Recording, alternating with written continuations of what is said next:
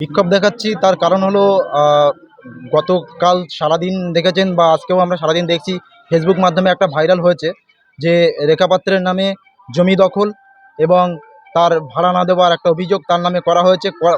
অভিযোগ করেছেন মহারাজ কেশবানন্দ বন মহারাজ যিনি আছেন, উনি আমার নিজের দাদু হন, আমি ওনার নাতি, আমার নাম রাজেশ মণ্ডল।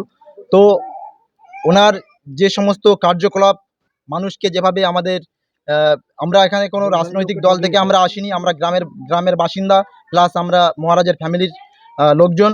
আমরা চাইছি যে মহারাজ আমাদের শুধু নয়, আমাদের গ্রামের নাম খারাপ করছেন।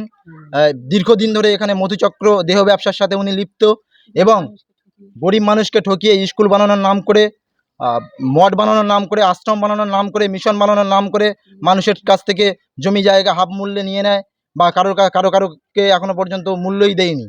আমরা আজকে এখানে জমায়েত হয়েছি এই কারণে যে মহারাজ কেন একজন বিধায়িকার নামে এইভাবে অপব্যবহার করছেন, কেশবানন্দ বন মহারাজ। এবার উনি কেন করছেন বা আমাদের ফ্যামিলির নাম কেন খারাপ করছেন, বা বিগত দিনে রাকেশ মণ্ডল উনি আমার দাদা হতেন, ওনার কাছে কাজ করতেন, কর্মসূত্রে ওনার কাছে থাকতেন। ওনার কুকীর্তি, ওনার কালোবাজারি, ওনার সোনা ব্যবসা বা ওনার বিভিন্ন রকম, উনি নারী প্রিয়সী মানুষ একজন, মানে উনি নারী ছাড়া এক পা চলতে পারেন না, মদ ছাড়া এক পা চলতে পারেন না।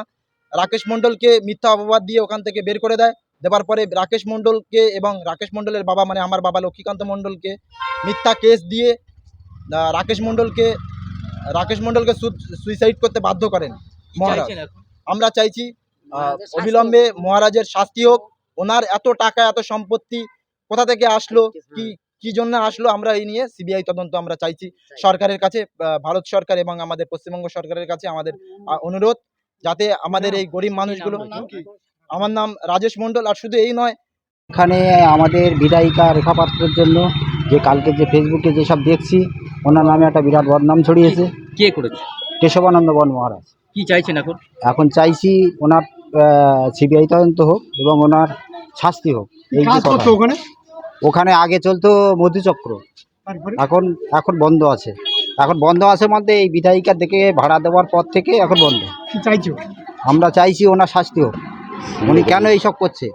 আর একটা কথা হচ্ছে, আমার ছেলেকে মিথ্যে কেচে ফাঁসিয়ে দিয়ে ওই একটা বাচ্চা, আমার 5 বছরের বাচ্চাকে মারছিল আমার ছেলে, ওই মহারাজ মারার পরে আমার ওর বাবা একটু কমেন্ট বাজে করছিল বলে সেই ইশারায় করে আমার ছেলের নামে কেস করলো। আমার ছেলের নাম রাকেশ মণ্ডল। কেস করার পরে আমার ছেলে ম্যাড হয়ে গেল একদম, মানে ওই টেনশানে। এখন সে সুসাইড করে মারা গেছে। আমি বলছি ও আমার ছেলেটা যেরকম মারা গেছে, ওনার কঠোর থেকে কঠোরতম শাস্তি হোক। আপনার নাম কি? আমার নাম লক্ষ্মীকান্ত মণ্ডল। আমাদের কেশবানন্দ বন মহারাজ উনি ভণ্ড মহারাজ। উনি যেভাবে আমাদের দিদিকে অর্থাৎ বিধায়িকা রেখাপাত্রকে অপমানজনক সোশ্যাল মিডিয়ায় ছেড়েছে, তার প্রতিবাদে ওনার বিরুদ্ধে আমরা প্রতিবাদ করছি। বা ওনার যে আরও কীর্তিকলাপ, এই যে ফটোটা দেখতে পাচ্ছেন, এই ছেলেটাকে দীর্ঘদিন ধরে ব্যবহার করেছে, লক্ষ লক্ষ টাকা উনি এর থেকে আদায় করেছেন, তো মানে তুলেছেন এনাকে দিয়ে। হ্যাঁ, তাকে মানে লাস্টে মিথ্যা কেস দিয়ে অপবাদ দিয়ে তাকে ওখান থেকে বের করে দেওয়া হয়।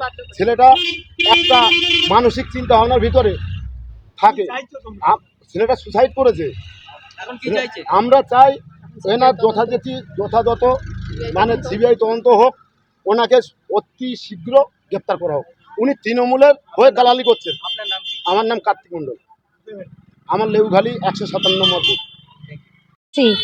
এই কারণে যে মহারাজ এখানে অন্যায় অত্যাচারের কাজ করতো, মদ খাইতো, তারা মধু চক্রবর্তীর সঙ্গে আমাদের এই রাস্তা দিয়ে ছেলেগুলো নিয়ে ঢুকতো মহারাজ। কিন্তু আমরা এই মহারাজের কেশবানন্দ বর্মন, আমরা ওই মহারাজের শাস্তি চাচ্ছি। আমার নাম কল্যাণী বরকন দাস।